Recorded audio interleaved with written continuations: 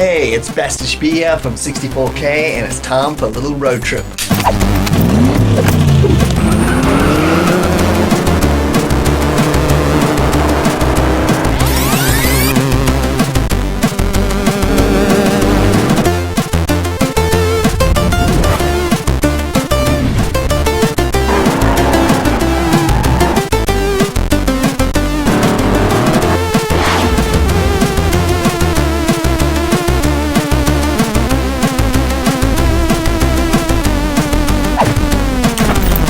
And I'm back at Video Game Trader here in Calgary. I've been paring down my ridiculous games collection, selling thousands of games here for cash to deal with real life and us moving, plus all the generic stuff I've traded here I've taken store credit for, which means I can pick up some really cool games whenever I visit here in Calgary. Today's haul is from 2 of my previous trips, so let's check them out.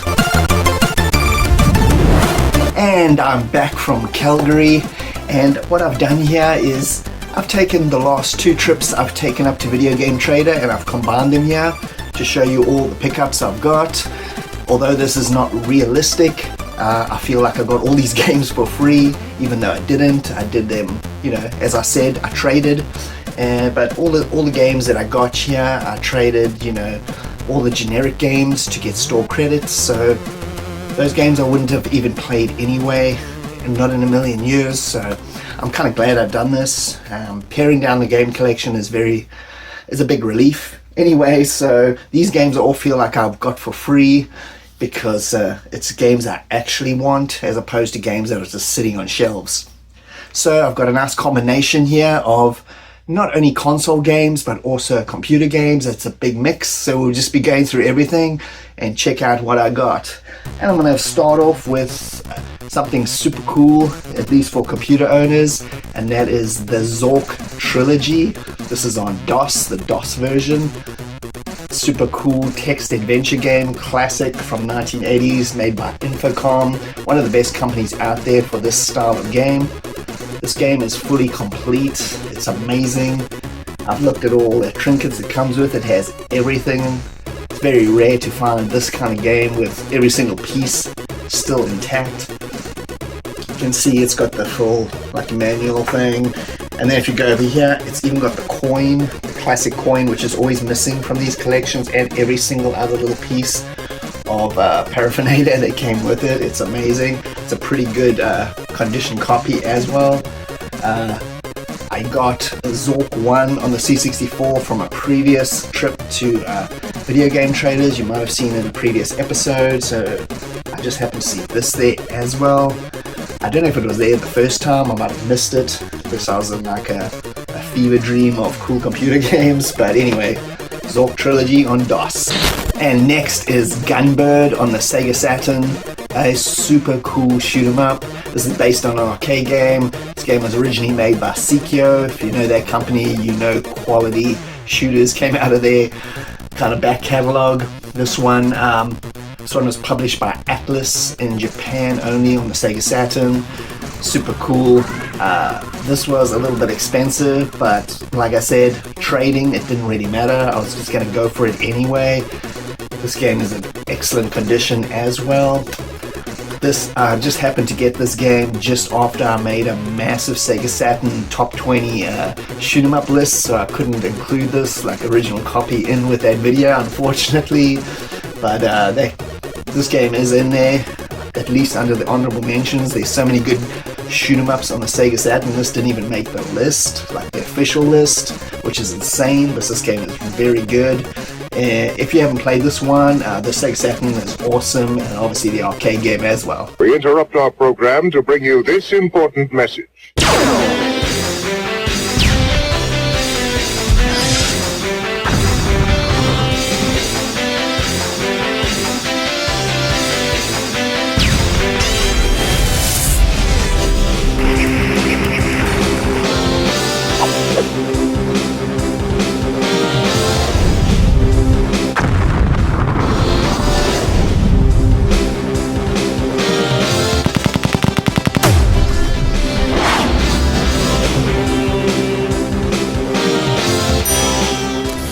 And next is Ulysses and the Golden Fleece. This is from 1984. This is a graphic text adventure game published by Sierra on the C64, and it's one of those weird kind of early kind of C64 games that really doesn't do the system justice at all, you know, in terms of graphics. The graphics are rough. It looks like it was made by like a kid with some whole bunch of crayons. This was actually created by Ken Williams, I believe, of Sierra. So this is like way back when him and Roberto was still actually programming games themselves. I didn't really know anything about this game until I did an interview with a person, Robin Raymond, who did the C64 game Kingdom of the Seven Stones that came out recently. It's a graphic text adventure game, and he mentioned that this was one of his favorite games. So I just happened to come across this at Video Game Trader, and it's a bit amateur hour if you look at it from you know, other games that came out later on the C64 in terms of the graphic text adventure genre. But still, it's kind of cool to have, because Sierra never published a lot of games on the C64 anyway. And next is another computer game. This is World Karate Championship by Epix. So this is actually a game, a UK game called International Karate. I'm sure a lot of you guys know that, and was obviously made by System 3. This was republished in the US under World Karate Championship due to legal issues, which I've covered in many videos before. And Epix actually published it in the US. They had a deal with System 3 for a short period of time. This is the Atari 800 version. I've actually got the Commodore 64 version of this anyway on cassette. But this is such a nice, clean version of this game. I've never seen one that looks so pristine. I had to pick it up. This is an excellent versus fighting game. And for all those people out there, you know, that make videos about video game history and love to gloss over the fact that computer games never existed for some reason and only console games existed, like Nintendo. This is a prime example of a game that really took the versus genre ahead a lot, and it gets completely forgotten and dismissed just because it's a computer game. This game has excellent sound effects, it has on-point gameplay, and it has one of the best soundtracks in a video game ever. At least the C64 version. I haven't played the Atari one, so I can't really say, but anyway, it's just super cool to have this. And next, it's back to the Sega Saturn with Nights into Dreams. This is the full original version. In a previous episode of Shinies, when I went to Video Game Traders, I actually managed to get Christmas Nights. So now I've got the original version. I used to have this back in the day, and when I sold collections, you know, you have collections, you sell them and get rid of them, which I do regret. But anyway, I've got Nights again. This is Japanese version. That's pretty much what I go for now. I don't bother with English versions of games. They're just too expensive. And this one was fairly well priced. It wasn't that expensive, so definitely added it in. This is a cool game. It's weird, it's unconventional, but if you've played it before and you understand the mechanics, it's super cool and original. It's pretty much what Sega and Sonic Team did best, you know, just completely original, weird games that just hit the mark perfectly. And next is another computer game, The Return of Heracles. This is by Stuart Smith. He also made Alibaba and the 40 Thieves, if you played that on your C64. This is actually the Atari version of this game. This is the original version that came out in 1983. There was a re-release by Electronic Arts on the Commodore 64. I think it was a compilation. I think it went under Age of Adventures, and it was a compilation of 2 games. I'm not 100% sure on that. It's been a very long time. I think it came out about 1986 or so. But this is the original version. So what these are like kind of action-adventure games. Very early kind of computer game style, but super cool anyway. This one actually featured multiple characters that you could, multiple players could play, as well as characters by giving the joystick when it switches to another person. Very, very strange for the time to have this kind of game played by, you can play it with multiple people, you know, multiplayer style anyway. You had a whole bunch of heroes to choose from. You had to complete a whole bunch of quests by Zeus. It's all set in Greek mythology, very primitive, but a cool look at this style of game in the very early stages of computer gaming. And back to my favorite console of all time, and the Sega Saturn again, and I got Daytona USA. You're probably thinking, hey, didn't you show Daytona USA in a previous episode of Opening the Shinies, the last one? Yes, I did. I bought 29 or 28 Sega Saturn games and a system and a bunch of other stuff. Daytona USA was in there. I still didn't have an original copy of this game for whatever reason. And out of all those 29 games, the only one that didn't have a disc in it was Daytona USA, which totally crushed me. So I didn't really make a fuss about it because I got so many games with that package and everything. It didn't really matter. And I'd already seen this at Video Game Traders for super cheap. So I was just like, I'm just going to pick this up the next time I go up there. And lo and behold, this actually has the disc. So I've actually got Daytona USA again. And I've got an empty box, so I don't know what I'm going to do with that. But anyway, super cool game. This game gets a little bit of a bad reputation because it was a launch game on the Saturn. Don't let that dissuade you. It's a very good arcade conversion. It has a little bit of a draw distance, but that doesn't matter. It plays phenomenally well. And yeah, don't believe the anti-Sega propaganda. Check out Daytona USA on the Saturn, it's very good. And next is another computer game. This one is called Queen of Hearts. This is a video pinball game. This is for the Apple II and Atari. Again, you know, I don't collect for these systems, but I just have to say this right now. All these computer games, every single one of these computer games were just listed in the shop as a stock price. So all of them were $10 each. That's all $10 each. So if you know about collecting computer games and that, you know you don't get those kind of deals anymore. That's like something from 15 years ago at least. So all of them are $10, very low amount of money for what you're getting. This looks like a pretty decent pinball game. I did notice on here, it's published by Rapid Fire, but it says games from SSR. You know, I thought, you know, that strategy company, they made all those cool strategy games. I don't see their logo anywhere on here, but I'm pretty sure it's the same SSR I'm thinking of. I'm guessing they had an extra publishing arm. That's just a guess. I don't know enough about SSR's history, which I should do a video on that and find out some more. But anyway, still cool. Another video pinball game to add to the collection. And next is another computer game. This is the Eidolon by Lucasfilm Games. This was published by Epix in the US. I'm so happy to have this game. This is actually the Commodore 64 and Atari version, when they used to do those ones where they put, you know, the one version on one side of a disc and the other on the other, which is super cool. I really like the way they used to do that. This game is way ahead of its time when it came out. Pretty much like anything that Lucasfilm Games put out in the 80s. It was very inventive. I wish this company was still around and did the things they used to do. When it got into the late 90s, the company kind of changed. I mean, really late 90s, and they just started doing what I call Star Wars exploitation games. And it just, all the originality just got sucked out of the company, and they just did those cash and Star Wars games, which drove me insane, and all the original stuff just disappeared. But anyway, this was made when they were first starting out.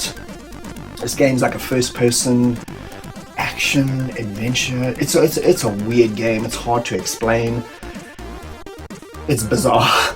It's very well done. The graphics are excellent. It's got such cool atmosphere, and I should definitely do a video on this game pretty soon. We interrupt our program to bring you this important message.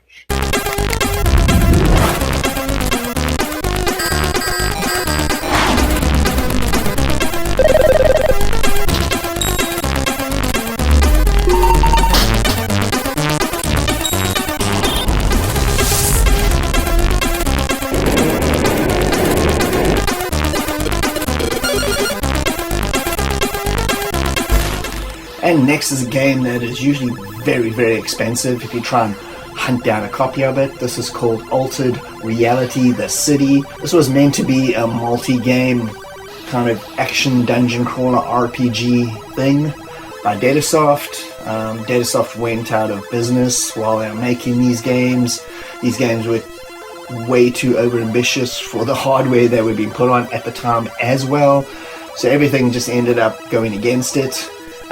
This one was released, The City. This was basically like the first person of this RPG franchise.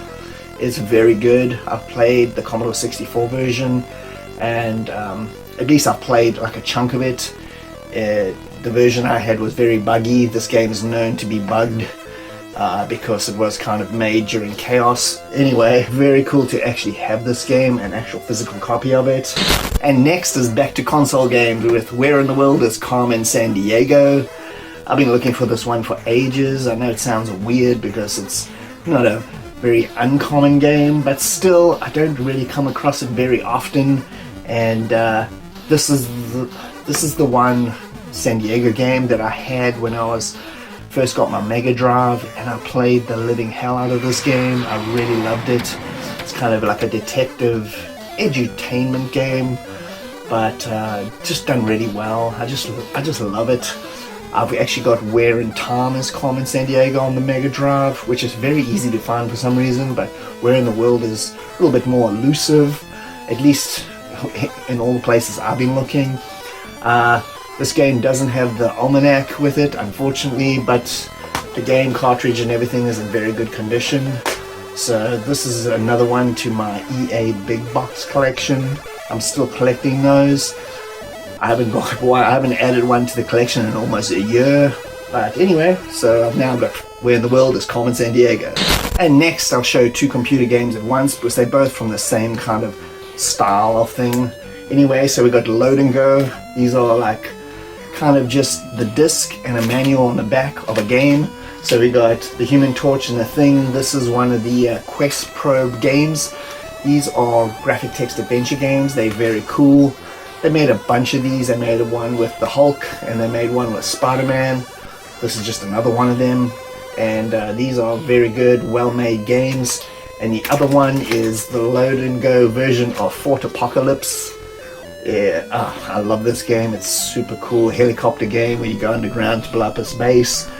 And I played this a million times. It's got the instructions on the back, and you just open the back here or cut it open, and that's how this goes. These are very they're almost like budget versions of games, I would say. But anyway, it's super cool to have both of these with original tabs so you can hang them up. And another computer game here is Lunar Leaper. I've never actually played this game before.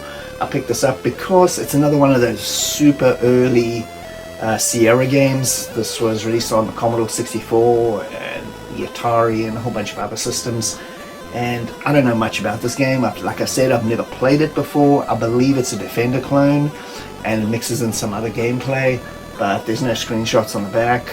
I've taken a quick look online and it does look like a Defender clone, but it also looks like it has other elements. It's just cool to have this kind of gaming history, especially when it comes from Sierra.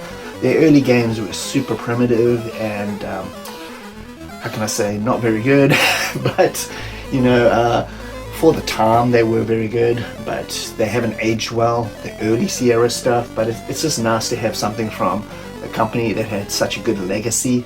And still on the subject of Sierra, got this really weird oddity that I've been after for quite a while now, but the price point always put me off. But because I still have a lot of store credit and had a lot of store credit at this time, it didn't really matter, so I just got what I wanted. And this is King's Quest on the Sega Master System.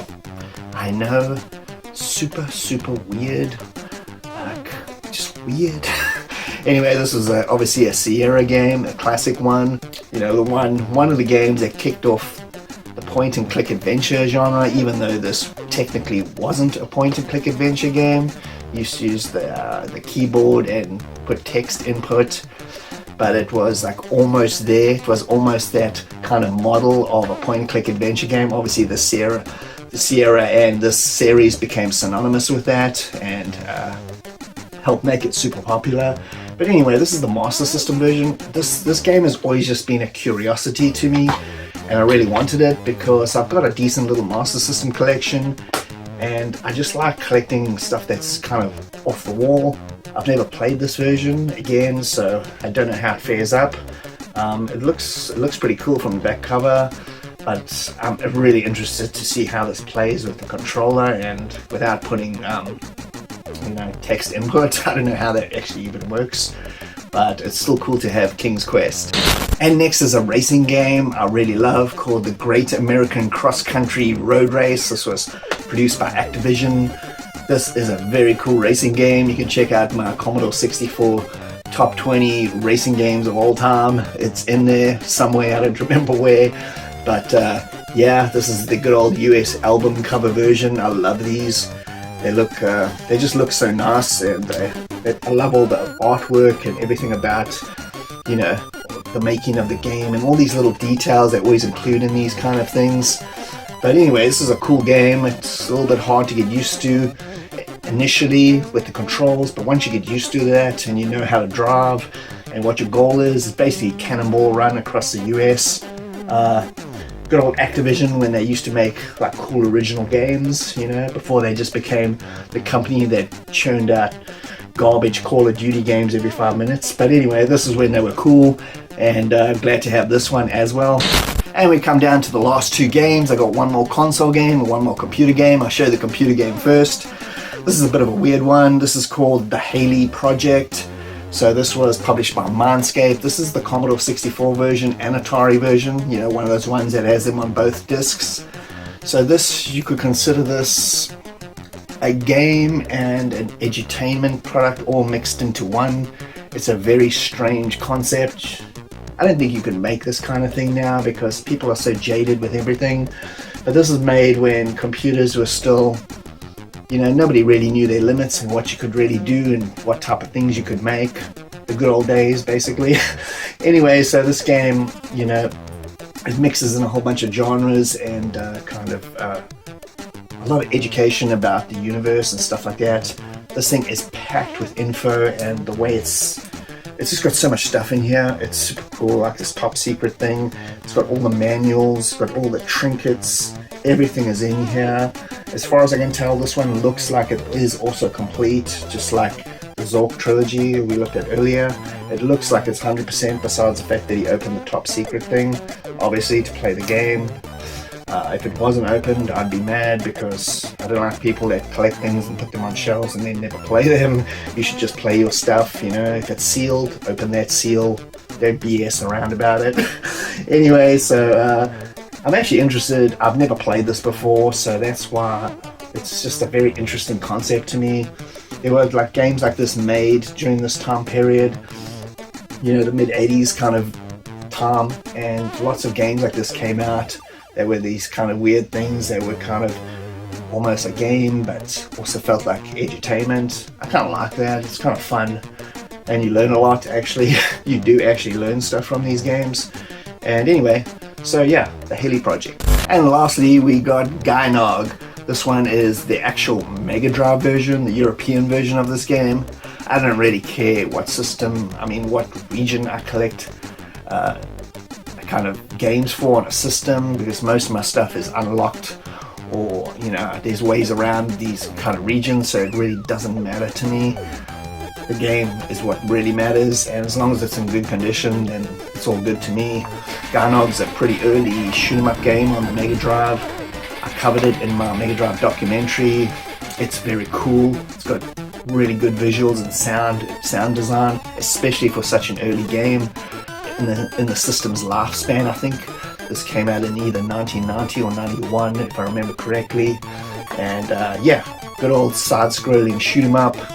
It's kind of like mixes in mythology and all that kind of stuff, but in a shoot 'em up style. Very good game. I'd highly recommend checking this one out. It's tough, but it's well worth giving it a try. And that's it for another episode of Opening the Shinies. I hope you enjoyed checking out all those old retro games, both console and computer, and had a good time. Thanks for joining me, Bash-B at 64K. I hope you had a good time. And if you can, please like and subscribe. That would be greatly appreciated. And I'll see you next time. Cheers.